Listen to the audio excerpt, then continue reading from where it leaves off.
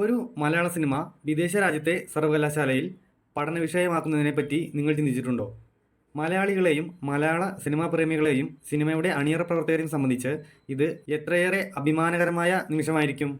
അത്തരത്തിലൊരു അഭിമാനത്തിൻ്റെ നെറുകയിലാണ് മമ്മൂട്ടി ചിത്രം ബ്രഹ്മയുഗം. ഇംഗ്ലണ്ടിലെ ഒരു ഫിലിം സ്കൂളിൽ ബ്രഹ്മയുഗം മുൻനിർത്തി ഒരു അധ്യാപകൻ ക്ലാസ് എടുക്കുന്ന വീഡിയോ മലയാളികൾ സോഷ്യൽ മീഡിയയിൽ ഏറ്റെടുത്തിരിക്കുകയാണ്.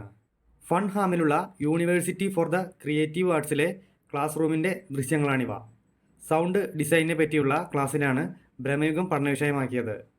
ക്ലാസ്സിൽ പങ്കെടുക്കുന്ന ഒരു വിദ്യാർത്ഥി തൻ്റെ ഇൻസ്റ്റഗ്രാമിലൂടെ പങ്കുവച്ച വീഡിയോ ആണ് ചർച്ചകൾക്ക് വഴിയൊരുക്കിയത്. രാജ്യങ്ങളും ഭാഷകളും താണ്ടി ബ്രഹ്മയുഗം സഞ്ചരിച്ചുവെന്നും ഇത് മലയാളികൾക്കും മലയാള സിനിമയ്ക്കും അഭിമാനിക്കാവുന്ന നേട്ടമാണെന്നുമാണ് പലരും സോഷ്യൽ മീഡിയയിൽ കുറിക്കുന്നത്. ചിത്രത്തിൻ്റെ സംവിധായകൻ രാഹുൽ സദാശിവൻ, സംഗീത സംവിധായകൻ ക്രിസ്റ്റോ സേവ്യർ, കഥാപാത്രത്തെ അവതരിപ്പിച്ച അർജുൻ അശോകൻ എന്നിവരെല്ലാം ഈ വീഡിയോ പങ്കുവച്ചിട്ടുണ്ട്. 2024 ഫെബ്രുവരിയിലാണ് ചിത്രം റിലീസ് ചെയ്തത്.